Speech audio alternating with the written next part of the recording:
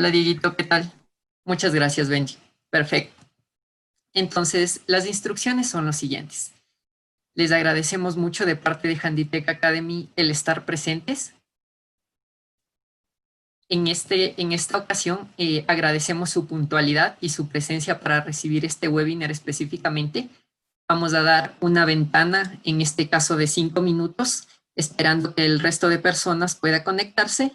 Iniciaremos puntualmente a las 6:05.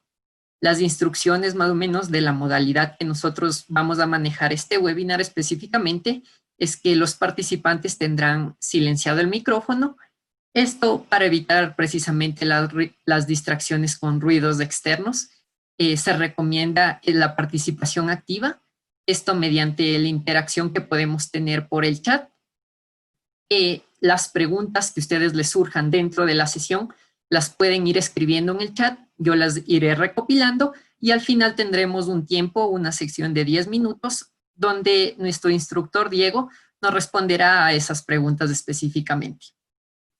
Dentro de este sentido, esperaremos, como les comentaba, hasta las 6:05.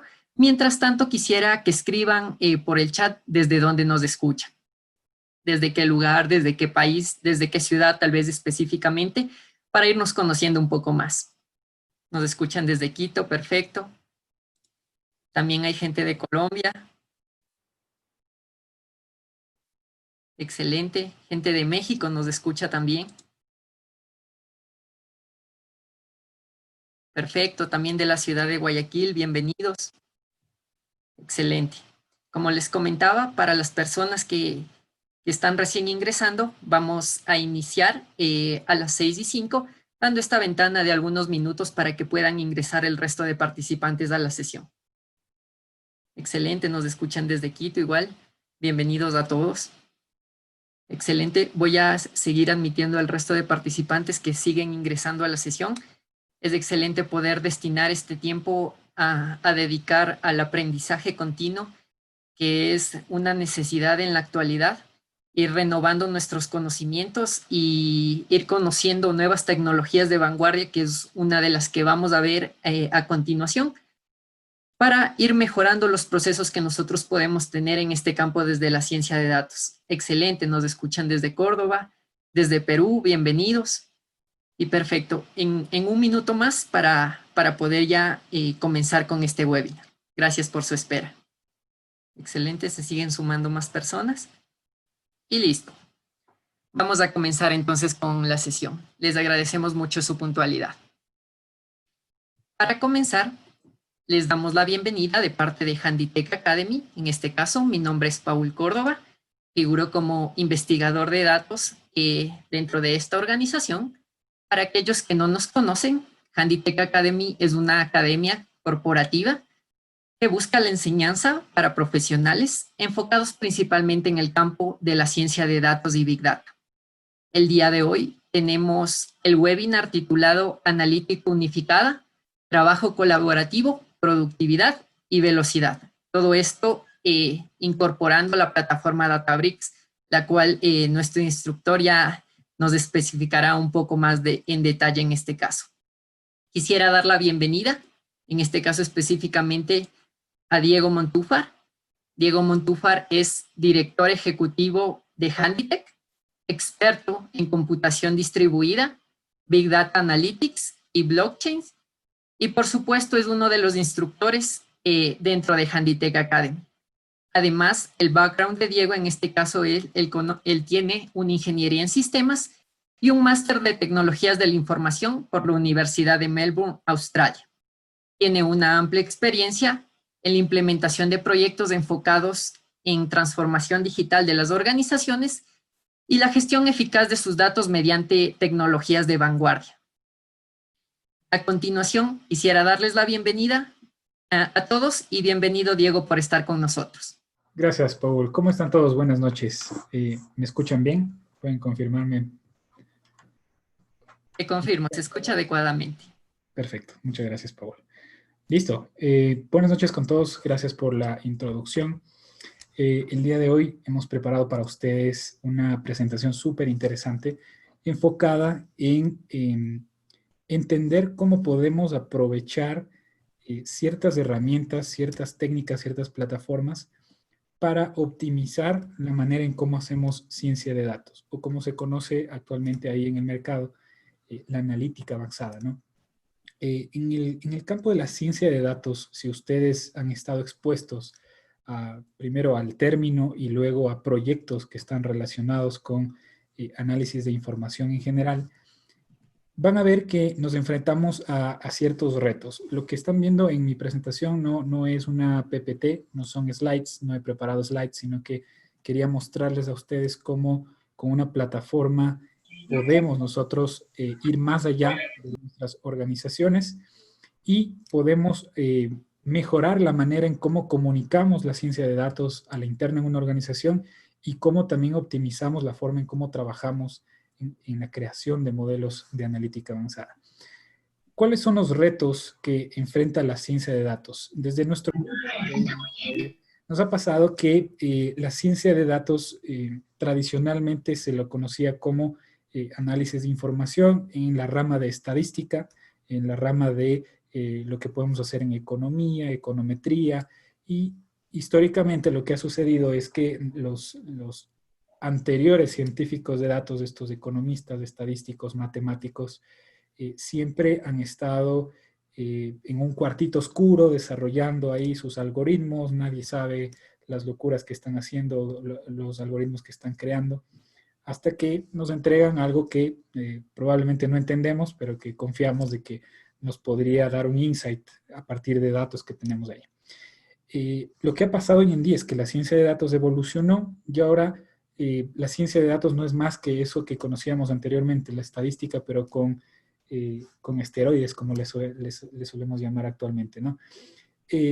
Lo que no ha cambiado es la forma en cómo se hace, ¿no? O sea, ha cambiado, digamos, las oportunidades que tenemos porque hay nuevos datos, hay nuevas fuentes de datos, nuevos tipos de datos, sí, por supuesto, pero esos matemáticos tradicionales, los estadísticos, se enfrentan a un mundo donde tienen estos retos de trabajar con nuevos tipos de datos, ¿no? Pero como venían de un mundo donde estaban acostumbrados a hacer sus modelos en sus máquinas, lo que sucede, y probablemente a alguno de ustedes les ha pasado, es que los modelos que se crean, primero funcionan solo en la máquina del analista, solo en la máquina del científico de datos, ¿no? Y solo él conoce cómo funciona, cómo opera ese algoritmo o ese modelo, y cuando le decimos a esta persona, mira, quisiera poner en producción este modelo, ya se pone complicado porque solo funciona en su máquina. Por ende, el primer reto que tiene la ciencia de datos es que tiene esa capacidad limitada de escalar. Si ustedes han trabajado con el lenguaje de programación R, inclusive en ciertos modelos en el lenguaje de programación Python, por ejemplo, se van a dar cuenta que dependiendo la estrategia que utilizas para crear un modelo, este no escala porque está limitado a la capacidad de hardware que tiene tu máquina. Esa es una limitante muy fuerte porque cuando trabajamos en instituciones como por ejemplo bancos o empresas de retail que son muy grandes, generan cantidades de información, no podríamos decir en el rango del Big Data como tal, pero sí generan datos pesados. Estos obviamente no caben en memoria. Y la estrategia históricamente que hemos utilizado para crear modelos ha sido modelos que requieren que el hardware que tienes disponible se utilice al máximo y es la limitante que vamos a tener. El otro reto que tenemos en la ciencia de datos es obviamente cómo llevarlo a producción a ese modelo, ¿no? Cómo lo saco de la máquina de, como dice ahí, de la laptop de Juan Pérez, que es el científico de datos, y lo pongo en un ecosistema de una arquitectura empresarial que suele ser complejo, tiene varias tecnologías que requieren integrarse. Ese es uno de los retos que tenemos. Además, si ya han habido iniciativas de analítica de datos, de ciencia de datos, ya tenemos como un inventario de algoritmos o de modelos que están desarrollados ya, probablemente en lenguaje R, otros en lenguaje Python, que son los dos más comunes en el mundo de la ciencia de datos, pero la pregunta es, ¿cómo puedo gobernar si tengo parte de los modelos en un lenguaje, otra parte en otro lenguaje? Unos funcionan para cierta área, otros funcionan para otras áreas de la organización. ¿Cómo gobernar los modelos de analítica avanzada? La puesta en producción es algo que ya mencionamos. Y también el tema de la arquitectura que involucra, si es que ya trabajamos, por ejemplo, con modelos de analítica avanzada, que se ejecutan sobre clústeres o sobre granjas de servidores para agilizar los tiempos de respuesta, para hacerlos más rápido. Los equipos de TI se enfrentan a un nuevo reto y es que tienen que trabajar y administrar grandes infraestructuras, un montón de servidores y realmente se vuelve complicado porque los equipos de TI no están muy acostumbrados todavía a este tipo de tecnologías y plataformas que no trabajan con un servidor o dos o tres, sino trabajan con decenas o cientos de nodos que te ayudan a ejecutar estos modelos más rápidamente. Y finalmente, otro de los retos, y también les habrá pasado a ustedes, es que hemos trabajado históricamente la analítica de datos con datos estructurados. Entonces, cuando hoy en día nos imponen ese reto o la oportunidad de trabajar con los nuevos tipos de datos, estos datos que son heterogéneos, de distintos tipos, que ya no son los típicos CSV o los archivos de Excel XLS, ya nos ponemos en dificultades porque no tenemos una herramienta que nos ayude a trabajar con ese tipo de información. Entonces viene la necesidad de crear o de utilizar una plataforma de analítica unificada. ¿Y de qué se trata esto? Ustedes conocerán tres términos que existen históricamente desde hace más de 20 años, este concepto de la inteligencia de negocios.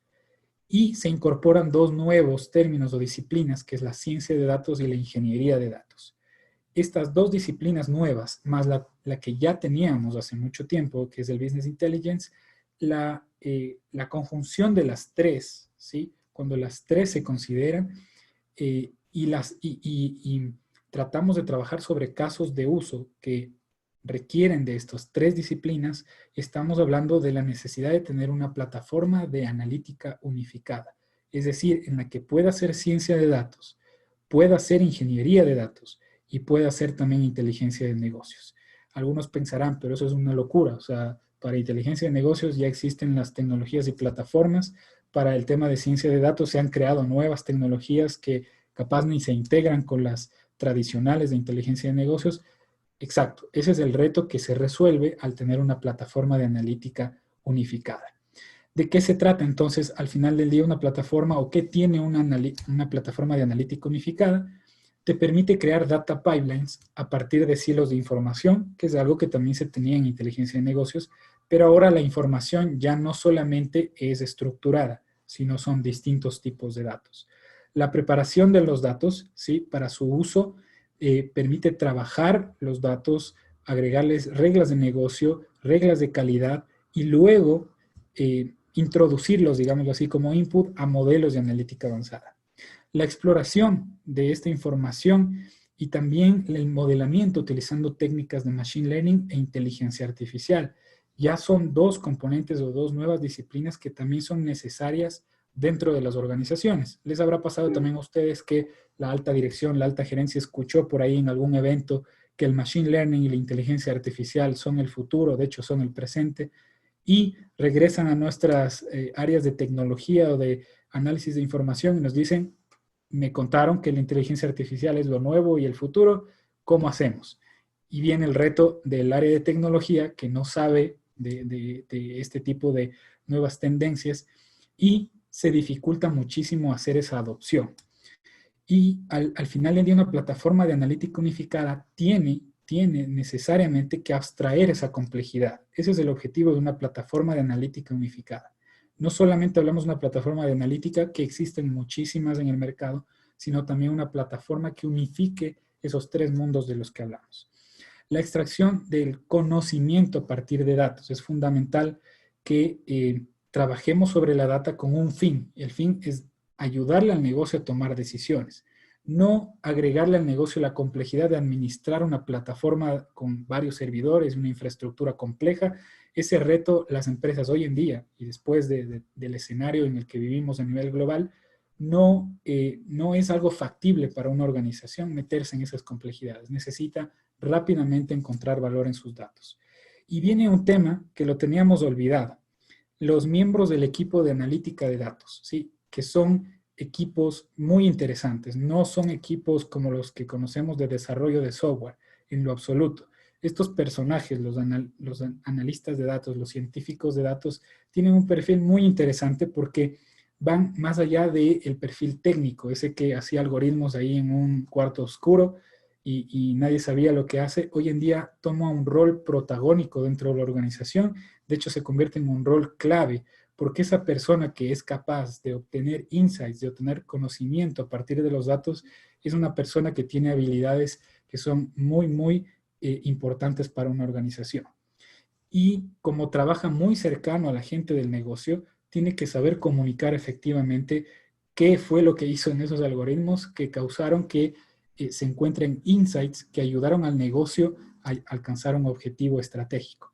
Entonces, estos personajes dejan de ser técnicos y se convierten en individuos que tienen otro tipo de habilidades más allá de las técnicas.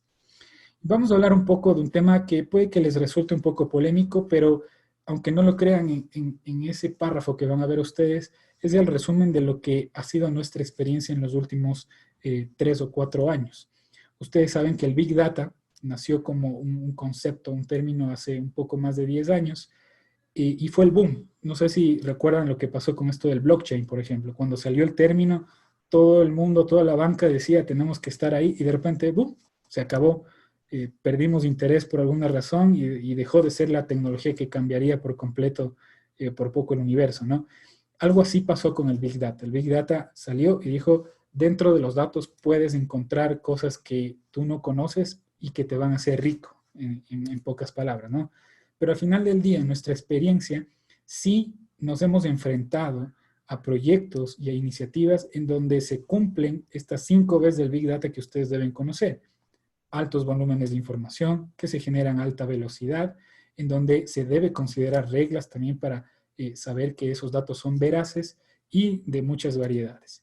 Pero al final del día, lo que sucede es que las organizaciones se olvidaron, por obviamente apuntarle más a la novelería y a las tendencias, se olvidaron de lo más importante, la quinta B, que es el valor. El objetivo, al final del día, sea Big Data o no sea Big Data, se habla de un término llamado Small Data también, cualquiera de los dos, el objetivo al final es encontrar algo en los datos que me ayuden a convertir esos datos en oportunidades. Ese debe ser el objetivo. No es el objetivo del Big Data tener plataformas distribuidas de datos masivos y pomposos, appliances y meternos en adopciones de plataformas muy complejas de administrar solamente por el hecho de estar ahí, a la moda, a la vanguardia en términos de tecnología, sino que el objetivo al final del día, que lo perdimos en algún momento en el camino, es evidentemente obtener algo de valor para el negocio, decirle algo que no sabía y que le pueda ayudar a monetizar esos datos. Entonces, al final del día, para nosotros, desde nuestro punto de vista, el Big Data sí es un concepto que trajo consigo esta tendencia de que en los datos masivos y no estructurados se pueden encontrar cosas súper interesantes. La verdad o la realidad es que no siempre, no siempre, y lo que debemos más bien apuntar es a, sean datos masivos o sean datos pequeños, a encontrar algo de valor para el negocio. Ese debe ser el objetivo. Ahora, ¿cómo ayudamos al negocio a que, a pesar del reto que tenemos de datos masivos, la velocidad con la que se generan, porque no tenemos escapatoria de eso, ¿ah? Al decir que el Big Data en sí es un concepto que no necesariamente te trae valor porque sí, también estamos considerando de que el Big Data no es que no lo vamos a enfrentar. Los retos del Big Data, el tema de tener una gran cantidad de datos que deben ser procesados y analizados, y adicionalmente el reto que tenemos de el volumen y la variedad de esos datos, no tenemos escapatoria de eso. Va a pasar en algún momento en las organizaciones. ¿Cómo le decimos al negocio, no te preocupes de todo lo que tienes que hacer en el procesamiento de los datos, concéntrate en encontrar esos insights que necesitas para tomar decisiones? Les vamos a presentar acá a la plataforma Databricks. Databricks es una plataforma de analítica unificada que en febrero de este año apenas fue catalogada por Gartner como una de las plataformas de analítica de ciencia de datos y de machine learning que está entre los líderes, ¿sí? Esto sucedió muy rápido, justamente por este concepto de abstraer la complejidad y ayudarle al negocio a concentrarse en lo que realmente tiene que concentrarse, que es la estrategia y la visión del negocio, su modelo de negocio, la disrupción, la innovación, y olvidarse de complejas infraestructuras, tecnologías y una diversidad de complejidades a las que estábamos acostumbrados. Databricks está en el top de esas tecnologías. Y para los que no conocían antes qué es Databricks o de dónde nació Databricks, los creadores de Apache Spark, y Apache Spark es una tecnología que nació a partir de las complejidades o retos que tenía Hadoop. No sé si han escuchado también acerca de esa plataforma. Hadoop tiene muchos retos, es muy buena, es muy potente y con el Big Data nació con Hadoop, pero hoy en día ya no sirve. Hadoop es un motor de procesamiento en batch y los negocios son negocios real time. Los negocios toman decisiones en tiempo real, en línea. Los negocios venden sus productos y servicios de acuerdo a los cambios que existen en el mercado y en el consumidor. Y una plataforma batch que se toma varias horas para procesar datos y entregarte un insight al siguiente día o a fin de mes, no es una plataforma que va a permitirle al negocio a llegar al siguiente nivel. Databricks cumple con los requisitos de una plataforma unificada de analítica.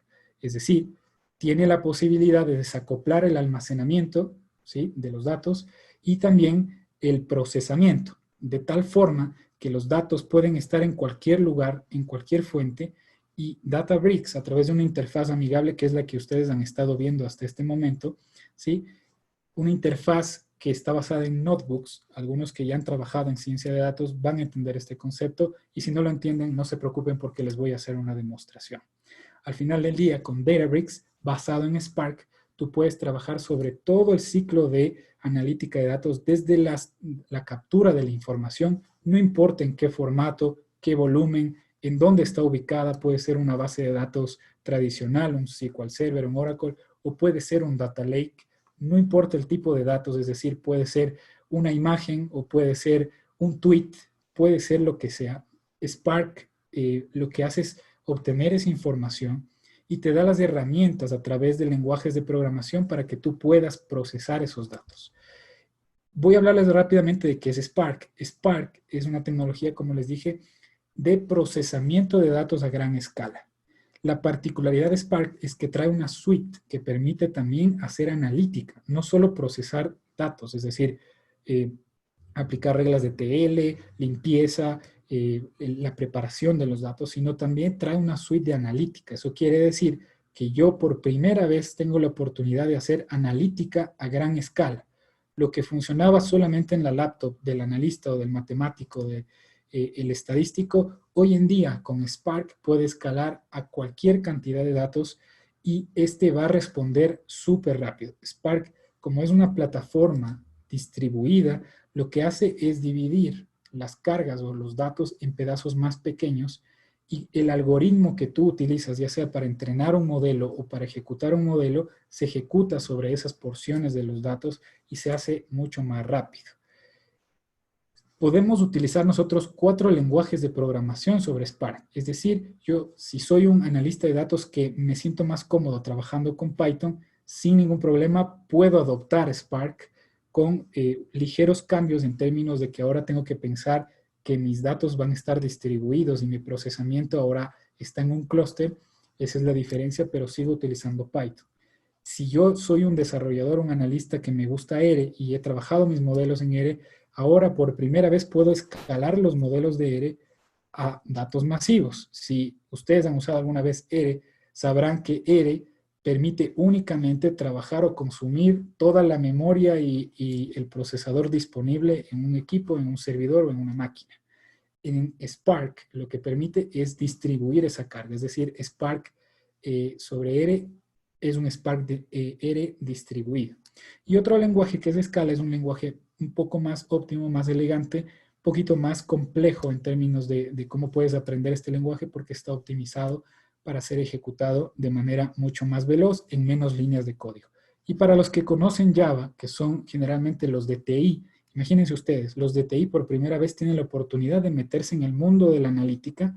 Si es que conocen Java, pero no conocen R ni Python, pueden trabajar con Java sin ningún inconveniente. Voy a pasar a hacer ahora una demostración. Una plataforma de analítica unificada suena bien hasta el momento, ¿sí? Pero habrá que ver qué puedo hacer con una plataforma de analítica unificada. Esto que ustedes están viendo aquí es a Azure Databricks, Databricks se instala únicamente por el momento sobre nubes públicas, en este caso Microsoft Azure y también sobre Amazon Web Services. ¿Por qué funciona así? Es porque tenemos este concepto, vamos a ver acá, aquí lo tenemos, ¿sí? En el que nosotros podemos aprovisionar clústeres súper rápido, ¿sí? Y a través de esta interfaz yo puedo rápidamente venir y poner aquí un clúster de cualquier capacidad, ¿sí? De cualquier versión de Spark, ¿sí? Y acá puedo seleccionar el tamaño de mis workers y cuántos workers quisiera tener, ¿sí? Entonces, en este caso puede tener 8 workers de 14 GB de RAM y de 4 cores cada uno, ¿sí? Y lo puedo aprovisionar así de rápido. Le pongo Create y lo que hace Databricks es, en la nube, aprovisiona todos los servidores y todas las configuraciones necesarias. Alguien de TI, se me ocurre, puede venir acá y si se dieron cuenta, en 2 clics yo puedo crear ya un clúster rápidamente, sin complejidad, sin administración compleja, sin tener que meterme siquiera a ver dónde están y cómo están configurados esos servidores. Yo tengo, por ejemplo, creado un clúster. Aquí tengo creado un clúster pequeño, ¿sí? De un worker solamente para hacer el ejercicio del día de hoy, pero yo puedo crear varios. Es decir, yo puedo tener un clúster pequeño para cargas de trabajo pequeñas, pero un clúster bastante grande, por ejemplo, de unos 8 workers, y ejecutar mis cargas sobre esos clústeres.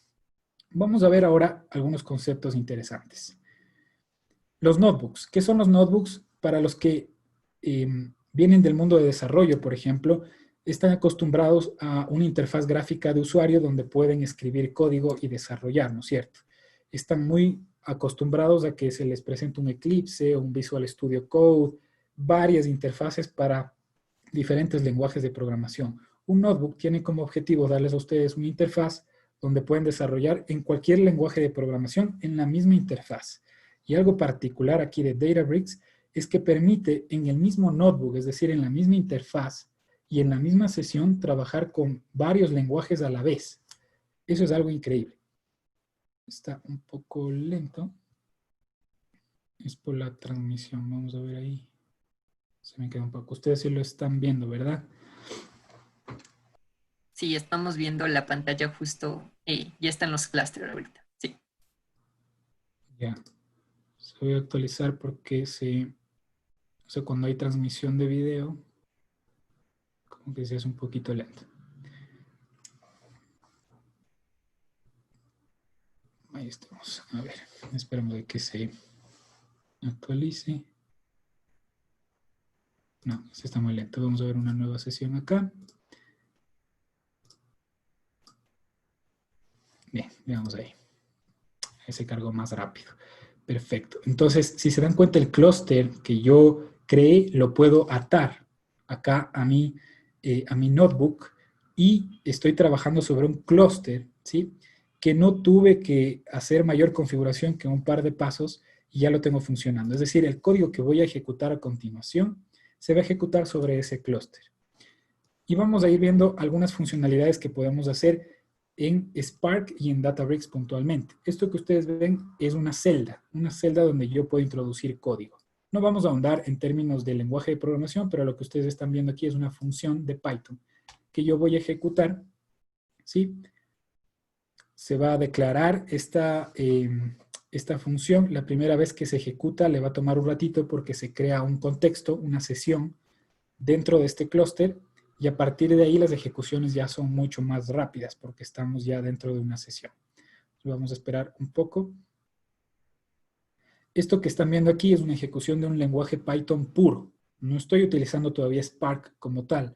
De hecho, este código se está ejecutando en secuencial, no se está ejecutando en distribuido. Vamos a ver más adelante cómo inclusive podemos ejecutar un modelo de Machine Learning y este se ejecuta en distribuido. Vamos a esperar un ratito más. Como les digo, la primera vez, como acabo de levantar este clúster, la primera vez le va a tomar unos cuantos segundos hasta que agarre el contexto y a partir de ahí las ejecuciones ya son mucho más rápidas.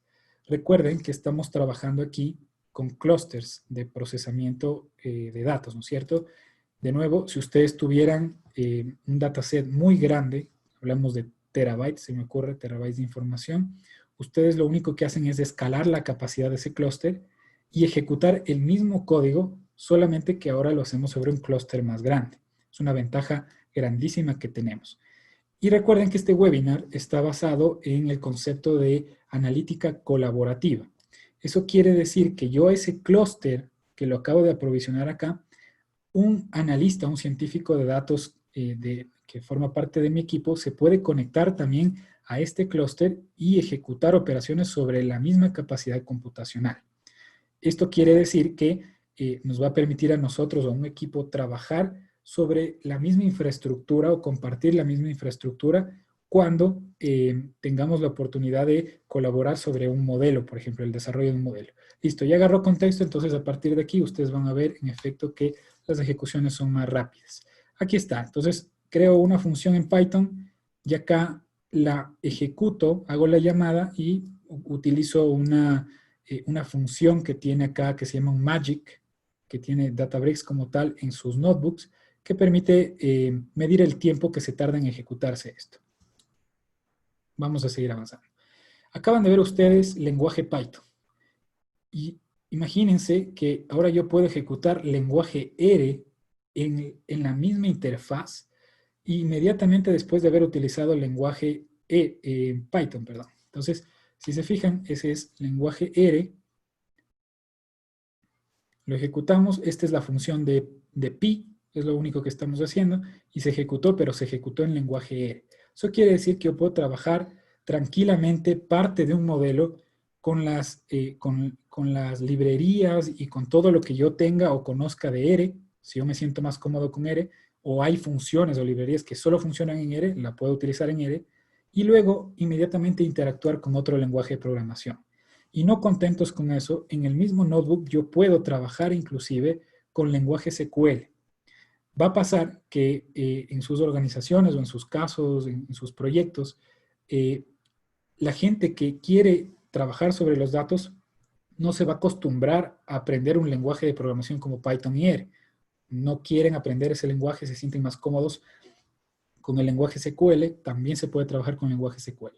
Aquí lo que voy a hacer es descargarme un dataset público que tenemos nosotros, ¿sí? Que es una base de datos de 100 personas, son datos de hecho reales, y vamos a ver que esto ya se descargó al sistema de archivos de Databricks, ¿sí? Y voy a crear una tabla, es decir, dentro de Databricks yo puedo crear tablas bajo el mismo concepto que hemos manejado en bases de datos tradicionales. Aquí, si se fijan, he cargado la tabla que tiene todos estos campos, ¿no? Se les hará un poco familiar. Hablamos de datos de personas acá, datos de personas en Ecuador. Y luego fíjense que utilizando el Magic SQL, yo en el mismo notebook puedo utilizar sin inconveniente lenguaje SQL. Y todo lo que ustedes ya conocen del lenguaje SQL lo pueden hacer sin inconveniente en este mismo notebook. Si hablamos, por ejemplo, de gente que está más relacionada al área de bases de datos, los DBAs, ellos van a entender este lenguaje, entonces va a ser mucho más intuitivo. Acá, bueno, simplemente hacemos un drop de la base de datos, tiene los mismos comandos DML y DDL que nosotros utilizamos en el lenguaje de programación SQL. Ahora, lo que les voy a demostrar es cómo incorporamos el trabajo colaborativo. Si alguno de ustedes tiene, por ejemplo, la suite de ofimática Office 365 de Microsoft y ha trabajado sobre la ofimática online, ustedes han visto que pueden trabajar en conjunto con dos personas o tres o N personas a la vez sobre el mismo documento, igual con las herramientas de Google. Algo similar tenemos acá. Paul está conectado y si se fijan en la parte superior, ahí está, Paul Córdoba está conectado. Y yo he creado aquí una función, la voy a declarar de hecho, ¿sí? Y él acá en el notebook, en el command 20 que ven abajo de mi celda, él está desarrollando en tiempo real y va a utilizar la función que yo acabo de crear. Y si se fijan, él utilizó un método que yo creé y lo ejecutó. Pero no solamente puede hacer eso, sino que también puede ponerme comentarios. Espero que no sea muy rudo con mi función básica de la suma, pero van a ver ustedes cómo él crea un comentario.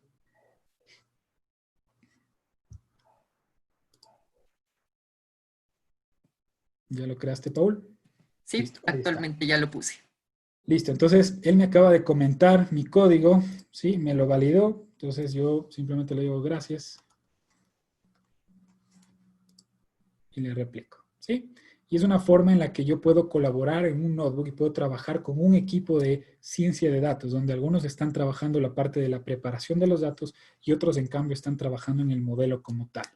Adicionalmente, el desarrollo colaborativo no solo tiene que ver con la posibilidad de trabajar en línea con alguien más, sino también la posibilidad de versionar esto. Aquí tenemos una revisión, una historia de revisiones para tener varias versiones de nuestro código de tal forma que si alguien editó algo que no debía o borró un código que no debía, el código está versionado y puede estar versionado en un GitHub o en un Azure DevOps, etcétera, en algún repositorio de versionamiento para que no perdamos el código que desarrollamos.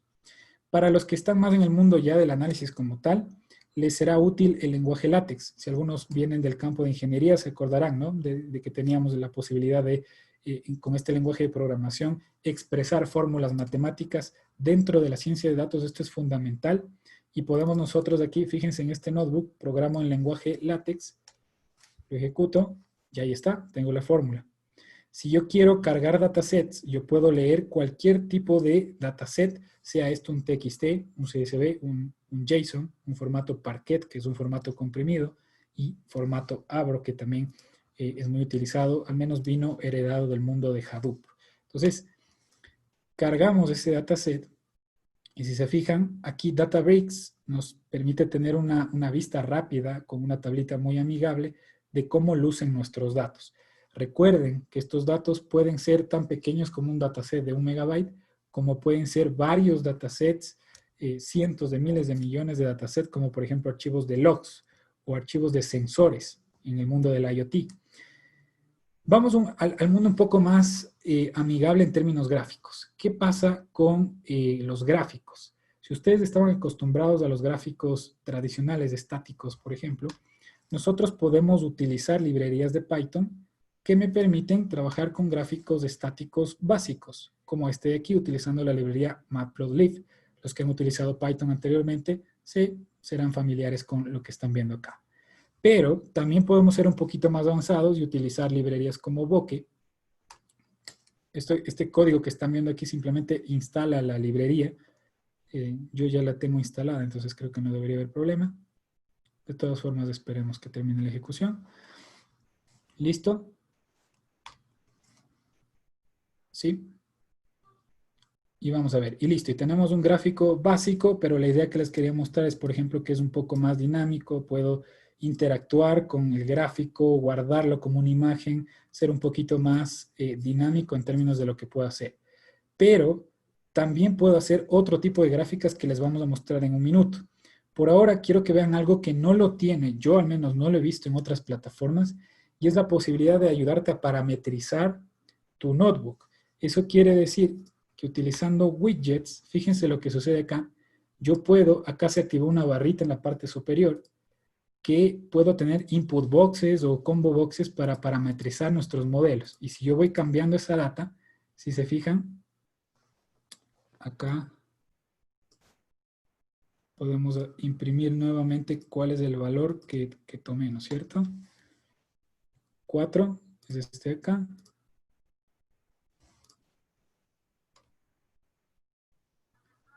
Este es el que estaba cambiado. Este de aquí. Ahí está. Y agarró el valor de 5. Es decir, yo puedo parametrizar todo esto para que en la próxima ejecución tenga la posibilidad de trabajar con un modelo con distintos valores que pueden ser parámetros. Y luego puedo simplemente eliminar a través del mismo código, ya desapareció esa barrita. Veamos una forma de graficar un poquito más avanzada, utilizando Plotly. No sé si han escuchado, pero está disponible para R y para Python. En este caso podemos tenerlo acá de manera sencilla, ¿sí? Instalamos la librería y luego vamos a hacer una visualización también utilizando, en este caso, Plotly, que es una librería mucho más avanzada, mucho más versátil y dinámica. Y aquí, si no estoy mal, hicimos un ejemplo un poco fancy, que no necesariamente te dice nada, parece una galaxia o algo así, pero la idea era mostrarles el tipo de gráficos que podemos tener. Hay muchos más, si ustedes ven en la documentación en Plotly, van a ver todo lo que se puede hacer.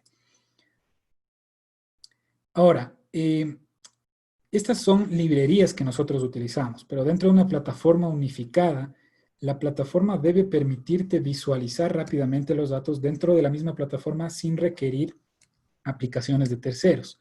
Databricks tiene esa posibilidad. Si ustedes ejecutan, ¿sí?, van a ver que el resultado puede mostrarse en una tabla o como van a ver a continuación, aquí acabo de hacer una consulta, inclusive miren haciendo un select muy sencillo, ¿sí?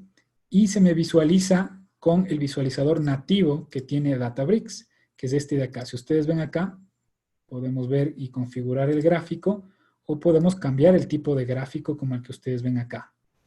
Excelente. Entonces, es súper interesante lo que podemos hacer dentro del mismo notebook.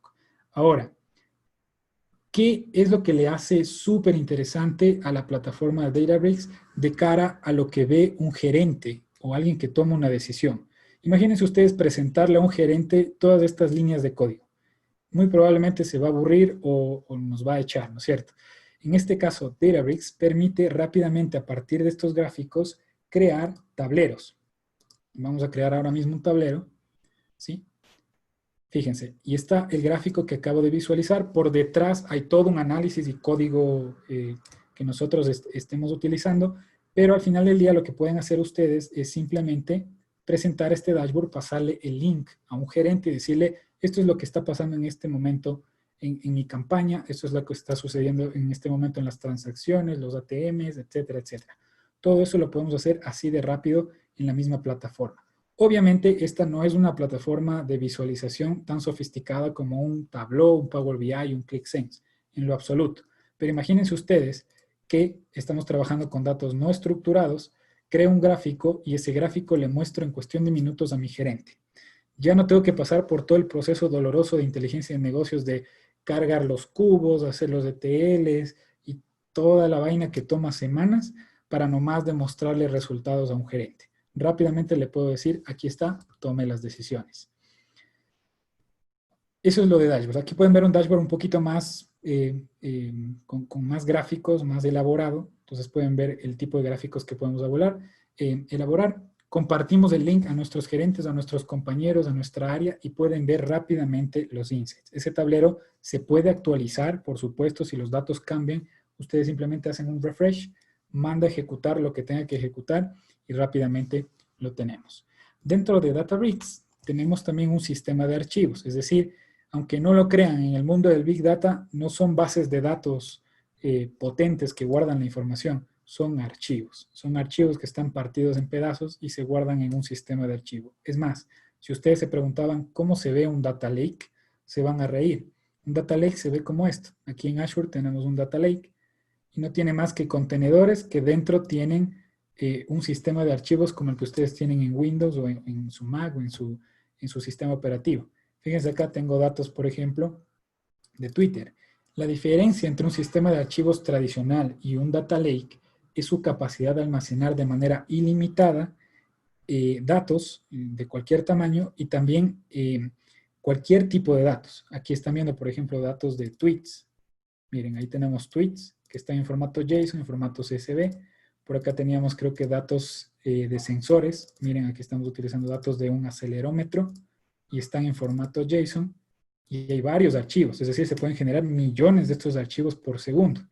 Y para que vean una muestra de qué tienen esos datos, fíjense, aquí están los tweets, que al final del día son datos de tipo JSON, miren, hasta en otro idioma. Y los sensores, en cambio, tienen datos así sencillitos, mediciones, ¿no? Abierto, cerrado, y la serie de tiempo que estamos trabajando acá. Ese es el tipo de datos semi-estructurada o no estructurada a la que nos enfrentamos. Un data lake almacena eso.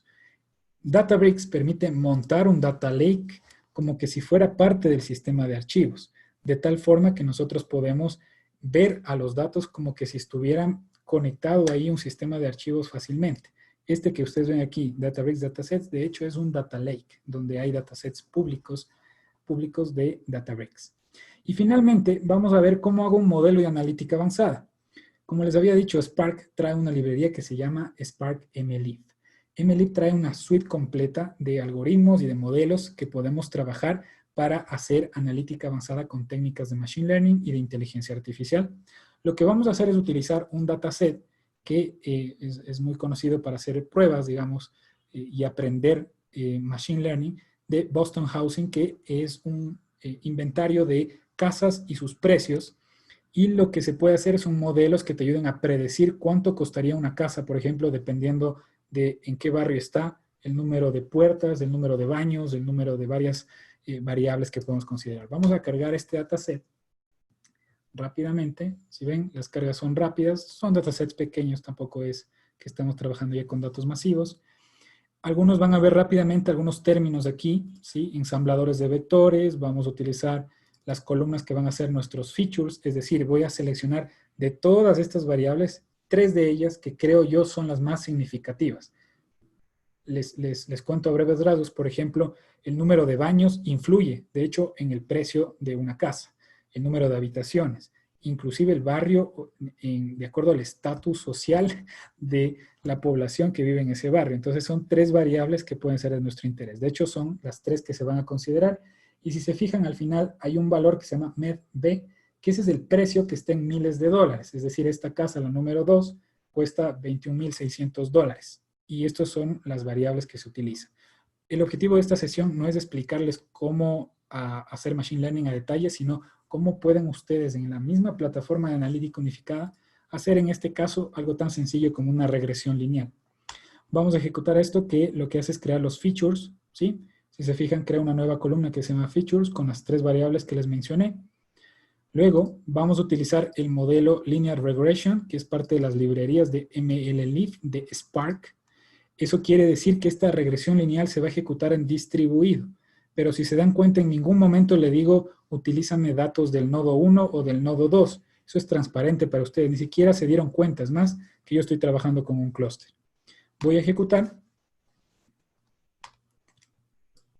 Uy, perdón, ya, ahí se ejecutó. Y luego, esta función que se llama fit es el entrenamiento del modelo. Si ustedes se preguntaban cómo luce entrenar un modelo de Machine Learning o de inteligencia artificial, es eso, es una simple línea de código que agarra un dataset de prueba, entrena al modelo, ¿sí? Con los datos que tiene, por ejemplo, el 80% de los datos lo entrena y el 20% lo utiliza para ponerlo a prueba. Van a ver aquí que al final de una regresión lineal no es más que una fórmula, una función que tiene ciertos coeficientes y esos coeficientes se identifican a partir de lo que hace este modelo dentro de la suite de MLLIF. Estos son los coeficientes que me ha identificado para la función y esta es una constante que también se determina.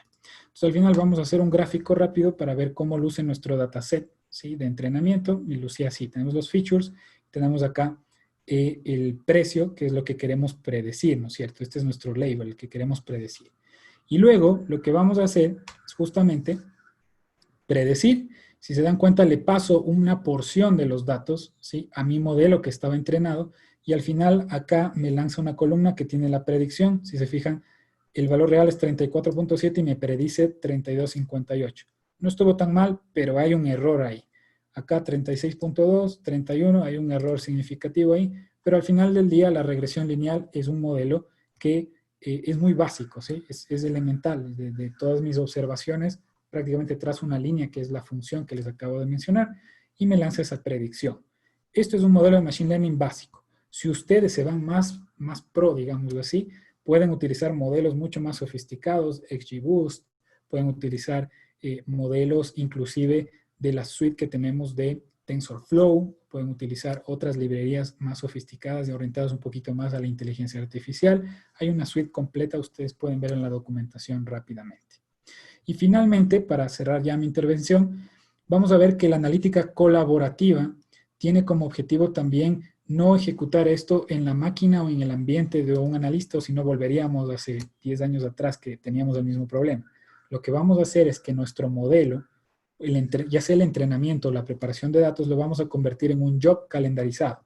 Es decir, aquí rápidamente puedo poner un schedule, crear un job y mandar a ejecutar, por ejemplo, este TL cada mes, ¿sí? Bueno, no este TL, este notebook, este data pipeline, puedo ejecutarlo y calendarizarlo aquí rápidamente. Entonces, van a ver que sucede algo así, se crean varios jobs y se calendarizan. Ahora ustedes dirán, pero tengo que dejar encendido el clúster porque eso tiene costo, ¿no? O sea, tenerlo encendido. No necesariamente. Lo que hace Databricks es que tú calendarizas y en el momento en el que va a hacer la ejecución, levanta el clúster hace lo que tiene que hacer y luego lo libera. Y de esa forma ustedes también optimizan costos, que eso es algo fundamental. En algunas empresas que adoptan analítica avanzada, Big Data, Data Lakes, etcétera, les pasa que tienen la plataforma que adoptan y está encendida todo el tiempo consumiendo recursos. A veces si está montada en la nube, cada hora te cobra la nube, utilices o no utilices. Databricks pensó también en el bolsillo, digamos, de las organizaciones y optimiza de esta manera, haciendo que se calendarice y se utilicen de manera más eficiente los recursos. Entonces, entre algunas de las funcionalidades principales de lo que trae una plataforma de analítica unificada son las que ustedes ven acá. Como es colaborativa, tenemos también la oportunidad nosotros de crear varios usuarios, darles permisos, por ejemplo, para que puedan crear clústeres o para que puedan ser desarrolladores, creando grupos, ¿sí? Desarrolladores, analistas, científicos de datos, dependiendo del rol que van a jugar dentro de un proyecto. Y finalmente, como estamos hablando acá de una plataforma unificada de datos, también tenemos la parte en donde viven nuestros datos, ¿sí? Al final del día, Databricks también permite almacenar datos y si ustedes se preguntan, ¿y dónde están esos datos? Están en un Data Lake. Es decir, el sistema de archivos por defecto de Azure Databricks es un Data Lake. Entonces, con eso finalizamos la demostración y la presentación que teníamos preparada para ustedes para explicarles qué es una plataforma de analítica unificada y cómo Databricks se ajusta bastante bien a este concepto. Vamos a dar lugar a algunas preguntas, creo que han escrito bastante ahí. Vamos a resolver algunas dudas. Paul, adelante. Excelente, Diego. Justo un pequeño corto antes de continuar. Para los que se incorporaron posterior al inicio de la sesión, les comentamos, si no nos conocen, nosotros somos Handitech Academy, un centro de capacitación corporativo especializado en ciencia de datos y Big Data. Fomentamos un conocimiento que transforma en este sentido, utilizando tecnologías de vanguardia para que los equipos y analistas puedan tomar decisiones efectivas. Dentro de esto, nosotros hemos creado nuestra plataforma nuestra plataforma de enseñanza DataBits, la cual voy a colocar en el chat. Si ustedes quieren tener más información sobre los cursos que nosotros estamos dictando de manera presencial, de manera online, o a tu ritmo en ese sentido, que uno pueda seguir las grabaciones en este caso. Vamos a continuar. Han surgido algunas preguntas dentro de este aspecto. Y quisiera comenzar con la primera realizando Diego. Dice, ¿tiene alguna relación Apache Spark con Design Spark? No me suena ese término. Apache Spark como tal es una tecnología para procesamiento de datos masivos, ¿sí? Entonces, el reto que tenía Hadoop, que era procesar datos pero en batch, hoy en día Spark permite hacer ejercicios similares, pero sobre datos que se generan en streaming, que es algo que no podía hacer Hadoop, y ahora lo puede hacer Spark por su capacidad de procesamiento veloz. Si ustedes quieren saber más acerca de Spark, pueden venir a la documentación. Spark, por cierto, es open source, y Databricks está basado en Spark, y los creadores de Apache Spark son los creadores de Databricks. Databricks, por cierto, olvidé mencionarles, ustedes pueden empezar a utilizar de manera gratuita, si ustedes entran a la página de Databricks, ¿sí? Ustedes pueden acceder a la versión comunitaria para que tengan acceso a un clúster pequeño, ¿sí? Que es gratuito, no pagan un centavo, la suscripción también es gratuita y pueden probar. Les sugiero que empiecen a probar Databricks con la versión community y si ustedes le ven que podría ser aplicable a su negocio, a sus proyectos, pueden irse hacia las versiones cloud que tenemos disponibles en Azure y en AWS. Aquí está la documentación de Spark y cómo se vende Spark, pues literal se compara con Hadoop, es nada más y nada menos que más de 110 veces más veloz que Apache Spark, Apache Hadoop, perdón. Excelente, vamos con la siguiente pregunta. Tal vez esta se enfoca precisamente en la versión community de Databricks porque dice que ya comenzó a usarlo una persona, sin embargo, el clúster finaliza después de cierto tiempo. ¿Por qué se da este proceso? Ya, en el caso de la versión comunitaria, el clúster finaliza después de 2 horas de inactividad, pero si tú tienes actividad constante no se elimina. ¿Por qué se elimina? Es porque son recursos gratuitos. Es decir, la versión comunitaria no es que te permite tener un clúster levantado, porque ojo que eso se levanta dentro de una nube y tiene costo.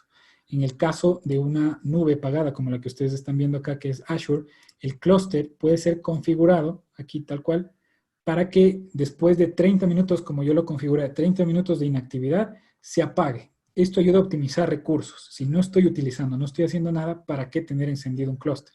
Se apaga. Pero yo puedo iniciarlo cuando ya quiera utilizarlo. De esa manera también utilizo solamente cuando lo necesite, que es una funcionalidad que no he visto en otra plataforma y que permite optimizar grandemente los costos, porque ustedes saben, en la nube pareciera que es barato, pero si ustedes tienen levantado clústeres y no hacen nada con esos clústeres, les van a cobrar de todas formas. Excelente. Vamos con otra pregunta. Nos preguntan de manera general, ¿qué es un clúster? En Excelente, palabras excelente. muy sencillas. Un pasito hacia atrás. Un clúster es una granja de varios servidores que trabajan en conjunto, en paralelo, para resolver un problema de manera veloz, lo más rápido posible. Es decir, lo que antes hacía tu máquina en una hora, 4 máquinas podrían hacerlo en menos de 25 minutos, no, de 15 minutos, en menos de 15 minutos, ¿sí? Eso en términos prácticos. Ahora, también la promesa de la computación distribuida o de un clúster es que también podrías incluir 8 máquinas en lugar de 4, lo cual te reduciría inclusive aún más el tiempo. La promesa es una escalabilidad casi lineal. Eso quiere decir que mientras más nodos tienes, más veloz vas a poder ejecutar tu programa o tu algoritmo o tu modelo. Perfecto. Siguiendo, hay otra que dice, ¿qué librerías de Deep Learning podríamos emplear en Databricks? Todo lo que tienes, más allá de Databricks, no se vayan a sesgar que es lo que te permite hacer Databricks, no, es lo que te permite hacer Spark. Spark tiene acá, ¿sí? En la MLIF para Machine Learning, y aquí ustedes van a ver toda la documentación disponible de qué modelos tenemos disponibles. Si se fijan acá podemos hacer clasificación con esos modelos, ¿sí? Árboles de decisión, clusterización, ¿sí? Y algo que no les mostré, pero les puedo rápidamente mostrar acá, es la capacidad que tenemos de aprovisionar también clústeres que tienen GPUs. Eso quiere decir que yo puedo utilizar, por ejemplo, TensorFlow para entrenar un modelo con inteligencia artificial, pero ya utilizando GPUs, no solamente servidores tradicionales que tienen CPUs. Pueden ver ustedes en la documentación todo lo que hay disponible en Spark, no solo en Databricks, en Spark. Excelente. Avancemos con las siguientes preguntas. Más o menos, Diego, preguntan, ¿cuál es el costo del uso de la nube de Microsoft con Databricks? Bien, si vamos a ver los modelos de costos, Databricks te pone acá, es la pregunta que todos nos vamos a hacer evidentemente. Bueno, no sé exactamente dónde está, pero el clásico amigo.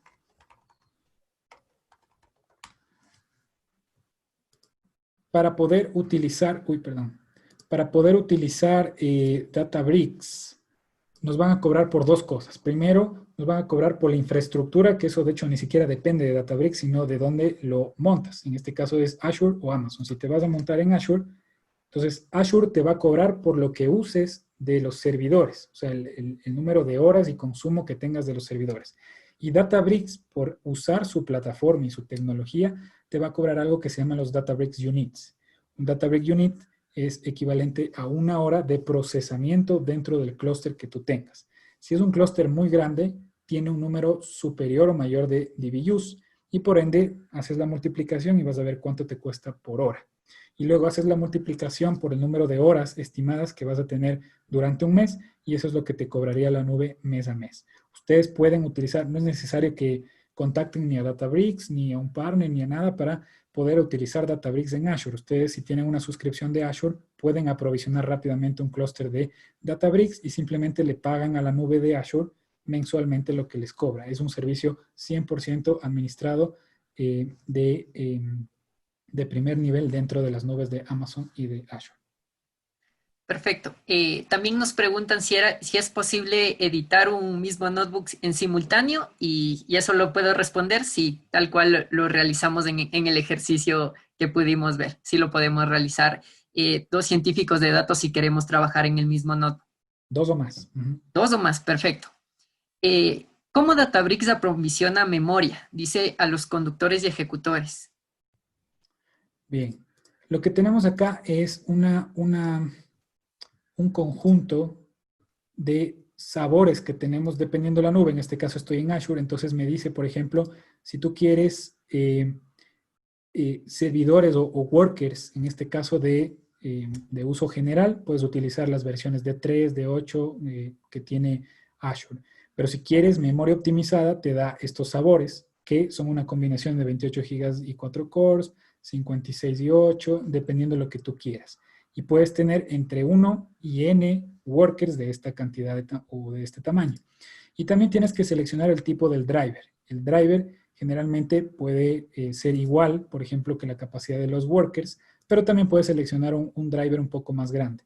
No es muy común tener drivers muy grandes, sino más bien tener varios workers relativamente pequeños dependiendo la carga y dependiendo el caso de uso también. No siempre es bueno tener workers muy grandes. Pero aquí tú tienes la posibilidad de seleccionar lo que tú quieras. Otra pregunta se relaciona a cómo Databricks opera con datos en tiempo real. Excelente. Lo que no vimos el día de hoy, porque no era el objetivo de la sesión, pero pueden ver ustedes en la documentación, es a lo que se llama Spark Streaming. ¿Sí? Y de nuevo, es un tema de Spark, no es un tema de Databricks. Entonces vienen ustedes acá y streaming es la forma en cómo nosotros trabajamos sobre datos que se generan en tiempo real. ¿Sí? Y así como un modelo se puede ejecutar en batch, un modelo de, no sé, de deserción, se me ocurre, también podemos ejecutar el mismo modelo de deserción sobre datos que van entrando en tiempo real. Esa es la ventaja verdadera de Spark. Y ustedes dentro de Databricks pueden crear Spark Streaming y crear data pipelines en tiempo real. Por ejemplo, podrían conectar Kafka a Spark y en Spark generar un modelo en real time que luego les arroje el resultado de ese modelo también en real time. Perfecto. Para ir cerrando algunas preguntas más, tal vez algunas diferencias que tú lo has visto con BigQuery, en este caso de Google. Ya, bien. En BigQuery tenemos una gran ventaja adicional a la que hemos visto aquí, y es que BigQuery se enfocó mucho en la parte más bien de estructura, ¿no es cierto? Entonces ahí puedo ejecutar queries únicamente en lenguaje SQL y es muy familiar porque uno puede ver literalmente tablas y consultar sobre datos masivos. Ahí ustedes no tienen control sobre clusters, no pueden configurarlos, ni pueden optimizarlos, ni pueden utilizar modelos en Python o modelos en R. Tendrían que conectar, de hecho, Spark hacia BigQuery, porque de hecho BigQuery es una fuente para Apache Spark que pueden conectarla, pero al final del día es una fuente más BigQuery. Entonces, BigQuery es una base de datos, al final del día es una base de datos. En el caso de Spark es un motor de procesamiento, es decir, van a tener que interactuar los dos, no son uno el reemplazo del otro. Perfecto. ¿Se puede realizar conexiones a varias bases de datos? ¿Cómo lo realizarías? Se pregunta. Perfecto. Hay una forma de conectarte a bases de datos que es a través de JDBC. Déjenme ver si tengo un ejemplo acá. A través de JDBC tú te puedes conectar a distintas fuentes de datos estructuradas, que son, por ejemplo, bases de datos de SQL Server. Son bases de datos, aquí tengo, miren, un ejemplo para conectarse vía JDBC. ¿Sí? Entonces ustedes acá ponen un driver, ponen las credenciales. Bueno, no es una buena práctica quemar ahí las credenciales, pero luego consultas los datos y te los traes hacia el universo de Spark y empiezas a trabajar con el lenguaje que tú quieras, Python, R, SQL, etc. Una ventaja es que existe la posibilidad de hacer una conexión JDBC distribuida. Esa es una funcionalidad que tiene el conector de Spark JDBC para ayudar a cargar datos masivos y de una manera no invasiva, porque ustedes se preguntarán, pero en un banco, irme a la tabla de transacciones y traerme todo en un solo select es una locura. Podemos hacerlo en chunks, en pedacitos, así como ven un ejemplo acá, y llevártelo hacia una plataforma de Big Data como es Databricks y Spark. Excelente, Diego. Y para cerrar la última pregunta, ¿es válida la exportación de datos desde Databricks, tal vez en un archivo de texto? Totalmente, de hecho, eso es lo que generalmente haces. Haces un data pipeline y el resultado lo depositas en el sistema de archivos o lo vas y lo depositas en otra base de datos. En este caso puede ser un data warehouse o puede ser otra base de datos transaccional o puede ser un SFTP o puede ser inclusive que lo deposites dentro del mismo ambiente de Databricks como una tabla y conectes, por ejemplo, Power BI a través de un conector que existe o ClickSense, lo que sea, conectas y visualizas esa información. Excelente. Creo que hemos tenido un vistazo global de todas las operaciones que podemos hacer. Agradecemos su participación y sus preguntas y esperamos vernos en una próxima ocasión. Muchas gracias, Diego, por tu tiempo. Gracias, que tengan una buena noche. Gracias, que pasen bien. Hasta luego.